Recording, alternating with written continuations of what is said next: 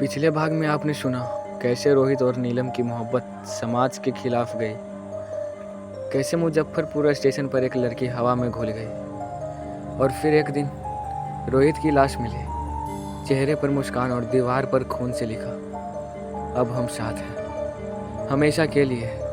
लेकिन क्या ये सच में आत्महत्या थे या रूहों की कोई अनकही मोहब्बत?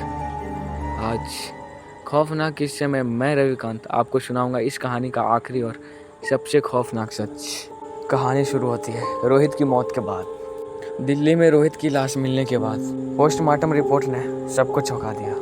उसके शरीर पर किसी और की उंगलियों के निशान थे, उसके दिल के पास जलने के निशान, जैसे किसी ने अंदर से छुआ हो। घर वालों ने कहा वो अकेला था, किसी से बात नहीं करता था, मगर उसकी डायरी कुछ और ही कहती थी। डायरी का पन्ना 27 जनवरी 2019। नीलम हर रात आती है, वो बदली नहीं है, बस अब जिंदा नहीं है। वो मुझसे प्यार करती है, लेकिन अब वो वैसी नहीं रही। मैं डरता नहीं, क्योंकि अब मैं भी उसका हिस्सा बन चुका हूँ। मैं वापस लौटता हूँ मुजफ्फरपुर स्टेशन। मैं मिलता हूँ फिर से आरपीएफ अफसर रामनिवास सिंह से। वो मुझे एक पुराना रिकॉर्डेड केस रिपोर्ट देते हैं जिसमें नीलम का नाम ही गायब था। लेकिन एक असली झटका तब लगता है जब स्टेशन के पुराने सीसीटीवी रिकॉर्ड में एक और घटना मिलती है। 6 महीने बाद उसी ट्रेन में एक और लड़का चढ़ा, लेकिन ट्रेन से उतरा नहीं। वो सीट नंबर वही था जो रोहित का था, और ठीक उसी जगह पर सीसीटीवी में एक लाल साड़ी में लड़की दिखी थी।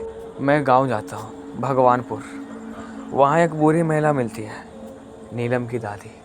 वो कहती है मुझसे, नीलम मारी नहीं गई थी बेटा, उस पर शादी से एक दिन पहले काला जादू करवाया गया था, जिससे उसका शरीर जिंदा था, मगर आत्मा किसी और की हो चुकी थी। नीलम की दादी फूट फूट कर कहती है, हमने ही उसे घर से भगाया, लेकिन वो इंसान नहीं रही थी, वो मोहब्बत की भूखी आत्मा बन चुकी थी। नीलम की आत्मा हर उस व्यक्ति को अपना बनाना चाहती है जो सच्चे दिल से उससे जुड़ता है। रोहित ने शुद्ध प्रेम किया था, इसलिए वो उसके पास लौटी और उसे अपने साथ ले गई एक दूसरी दुनिया में। मुजफ्फरपुर स्टेशन रात के 11:55 में।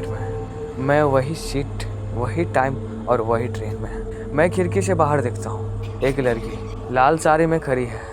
तभी मेरे कान में कोई कहता है, क्या तुम भी किसी से सच्चा प्यार करते हो रवि? मैं पीछे मुड़ता हूँ, पर वहाँ कोई नहीं होता। ट्रेन धीरे धीरे चलती है। नीलम कभी मरी नहीं, वो अब भी सिर्फ उनके पास जाती है जो सच्चा प्यार करते हैं और खोने से नहीं डरते। अगर ये कहानी आपकी रूह को छू गई हो तो लाइक करना मत भूलिए। चैनल खौफनाक किस्से को सब्सक्राइब करिए और अगली कहानी सबसे पहले सुनने के लिए बेल आइकन को दबाइए। मैं हूँ रविकांत, फिर मिलेंगे एक और सच्चे ड्रामा किस्से के साथ। तब तक अपने मोहब्बत को बचा कर रखिए और रात में अकेले मत निकलिए।